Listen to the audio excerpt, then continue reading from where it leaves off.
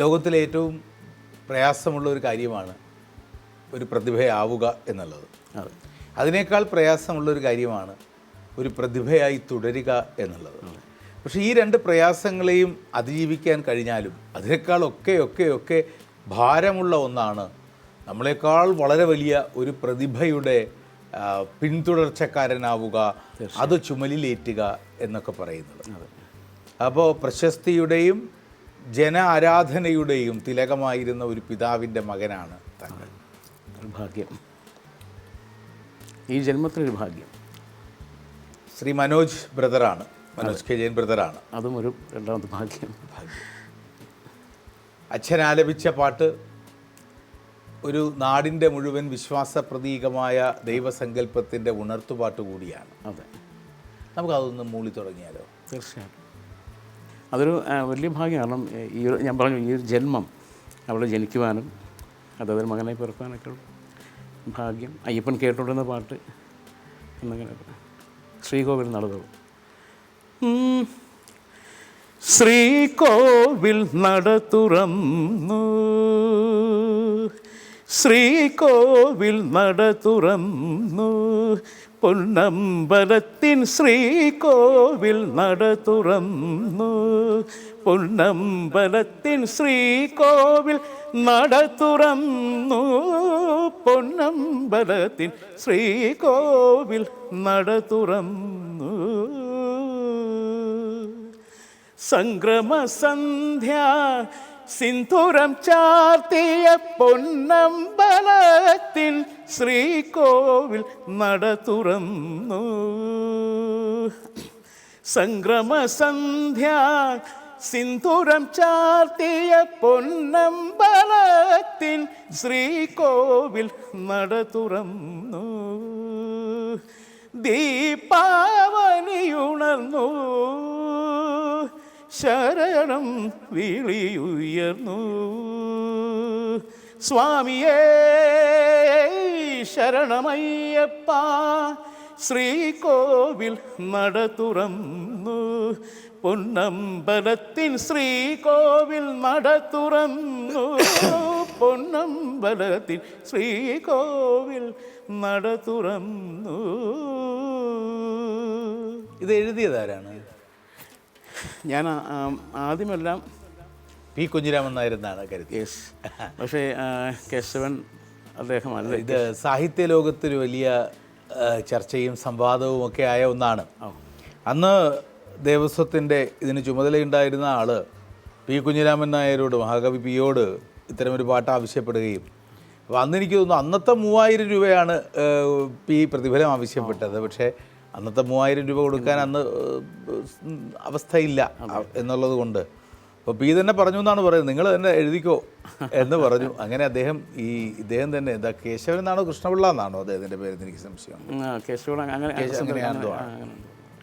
കേശവപിള്ള എന്നാണോ? കൈപ്പള്ളി കേശവപിള്ള, അങ്ങനെ എന്തോ ഒരു പേരാണ്. അന്നത്തെ ദേവസ്വം ബോർഡിൽ അതിൻ്റെ ഉത്തരവാദിത്തപ്പെട്ട ആളായിരുന്നു അദ്ദേഹം. എഴുതിയ വരികളാണ് എന്നാണ് സാഹിത്യ ലോകത്ത് പരക്കെ പറയപ്പെടുന്നത്. പക്ഷേ കുഞ്ഞുണ്ണി അങ്ങനെ പേരുമുണ്ട്. പക്ഷേ അതൊരു സ്ഥിരീകരിക്കപ്പെടാത്ത വിഷയമാണ്. ഇന്നും വാദവും വിവാദവും ഒക്കെ ഉണ്ട്.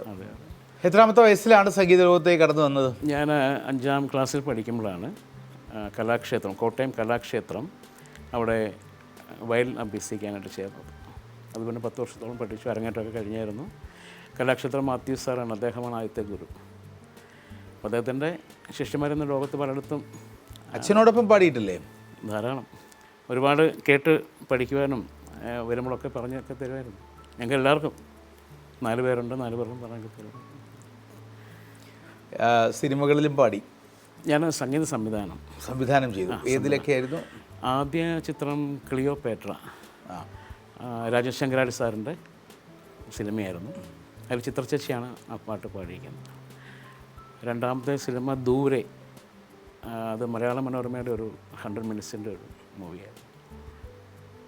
മൂന്നാമത്തത് കുപ്പിവള, അത് ന്യൂ ഫേസാണ്. പക്ഷെ അതിലാണ് അവാർഡ് കിട്ടിയത്. വയലാർ രാമവർമ്മ, ശരചന്ദ്രവർമ്മ അല്ല, വയലാറിൻ്റെ അവാർഡ്, വയലാറിൻ്റെ പേരിലുള്ള അവാർഡാണ്. അങ്ങനെ അത് മധുവാണ് പാടിയത്. മധുവിന് ആ പാട്ടിന് ക്രിട്ടിക്സ് അവാർഡും വയലാർ അവാർഡും ലഭിച്ചു. അങ്ങനെ 3 അവാർഡ് കിട്ടിയിട്ടുണ്ട്. ഗാനമേളകളിൽ വളരെ സജീവമാണിപ്പോൾ.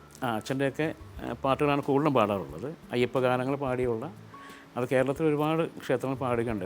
2007 തൊട്ട്, ശരിക്കും 99 തൊട്ട് പാടാൻ തുടങ്ങിയതാണ്. 2007 സജീവമായിട്ട് അങ്ങോട്ട്. എത്ര രാജ്യങ്ങളിൽ? ഇല്ല, UAE എല്ലാ വർഷവും പോകാറുണ്ട്. ചിലപ്പം 2-3 പ്രാവശ്യമൊക്കെ പോകേണ്ട അവസ്ഥയൊക്കെ ഉണ്ടായിട്ടുണ്ട്. അങ്ങനെ ഒരു അനുഗ്രഹം ഉണ്ടായി. എല്ലാ വർഷവും അയ്യപ്പൻ്റെ ഗാനങ്ങളും ഫ്യൂഷനായിട്ടൊക്കെ പോകാറുണ്ട്. അപ്പോൾ എന്തായാലും എല്ലാ നല്ല തുടർച്ചകളും താങ്കളാൽ ഉണ്ടാകട്ടെ. വളരെ വിപുലമായ ഒരു സംഗീത പാരമ്പര്യമുള്ള കുടുംബത്തിലെ അംഗം കൂടിയാണ് താങ്കൾ. നിരവധി വേദികൾ താങ്കളെ തേടിയെത്തട്ടെ. സംഗീത സംവിധാനത്തിനും ആലാപനത്തിനുമൊക്കെ ഒരുപാട് അവസരങ്ങൾ താങ്കളെ തേടിയെത്തട്ടെ എന്ന് ആത്മാർത്ഥമായി ആഗ്രഹിക്കുന്നു. ഒപ്പം താങ്കൾ ഒരല്പം എന്താ പറയുക, ലോ സൗണ്ടിങ് എന്നൊരു ശബ്ദമല്ല ഉദ്ദേശിച്ചത്. പ്രൊഫൈൽ എപ്പോഴും ഒരല്പം ഉയരും അല്ലെങ്കിൽ പ്രദർശനീയമല്ലാതെ സൂക്ഷിക്കുന്ന ഒരാളാണ് താങ്കൾ. ലോ പ്രൊഫൈലിൽ ഒതുങ്ങാൻ എനിക്കത് ഇഷ്ടമുള്ളതൊരു കാര്യമാണ്. കാരണം അങ്ങനെ വന്നിട്ടില്ല ഇതുവരെ. അങ്ങനെ പിന്നെ ഇപ്പോൾ വൈഫൊക്കെ മിക്കവാറും പറയുന്നതുകൊണ്ടാണ് ഞാൻ ഇപ്പോൾ കുറച്ച് സജീവമാണ്. ഗുരുനാഥൻ പറയാറുണ്ട്, നീ പൈസയെ തേടി പോകാൻ പാടില്ല, പൈസ നിന്നെ തേടി വരണം എന്ന് പറയുകയുണ്ടായി. പക്ഷെ അത് അദ്ദേഹത്തിൻ്റെ വാക്കാണ്, വലിയ വാക്കാണ്. പക്ഷേങ്കിൽ ഞാനങ്ങനെ കുറേ നാളങ്ങനെ പോയിരുന്നു. ധാരാളം ഒരുപാട് പ്രോഗ്രാമുണ്ട്, ഭംഗിയായിട്ട് കഴിഞ്ഞു പോകുന്നു. At the end of the day money അത്ര വലിയ പ്രധാനപ്പെട്ടതല്ല. It's not money which counts. നിങ്ങൾ രാവിലെ സന്തോഷത്തോടെ എഴുന്നേൽക്കുന്നുണ്ടോ? നിങ്ങൾ രാത്രി സന്തോഷത്തോടെ ഉറങ്ങാൻ കിടക്കുന്നുണ്ടോ? നിങ്ങൾ ആ പകലിൽ ആ ദിവസത്തിൽ സന്തോഷത്തോടെ ജീവിക്കുന്നുണ്ടോ എന്നുള്ളതാണ് പ്രധാനം, അല്ലേ? Money can never buy happiness. പണത്തിന് ആഹ്ലാദവും ആനന്ദവും വാങ്ങാൻ കഴിയില്ല. ഒരുപക്ഷെ പ്രതിഫലമൊന്നുമില്ലെങ്കിലും ആയിരക്കണക്കിന് ആളുകളുടെ മുന്നിൽ താങ്കൾക്ക് പ്രിയപ്പെട്ട ഒരു ഭക്തിഗാനം ആലപിച്ചു കഴിയുമ്പോൾ അവിടെ ഉയരുന്ന ഹർഷാരവത്തിൽ താങ്കൾക്ക് ലഭിക്കുന്ന ആനന്ദം, താങ്കൾക്ക് ലഭിക്കുന്ന ലക്ഷക്കണക്കിന് പ്രതിഫലം കൊണ്ട് വീട്ടാൻ കഴിയില്ലല്ലോ സാർ. തീർച്ചയായിട്ടും. അല്ല, അങ്ങനെ ഒരുപാട് ഒരുപാട് ചെയ്തിട്ടുണ്ട്. കേസസൊക്കെ അങ്ങനെ ഒരുപാട് ചെയ്തിട്ടുണ്ട്. ഫ്രണ്ട്ഷിപ്പിൻ്റെ നമുക്ക് അങ്ങനെ ചെയ്തിട്ടുണ്ട്. നമുക്ക് എന്തായാലും പാട്ടുകൾ ഇടയ്ക്ക് വേണം. നമ്മൾ ഈ മത്സരത്തിലേക്ക് അശ്വമേധം കാണാറുണ്ട് ധാരാളം.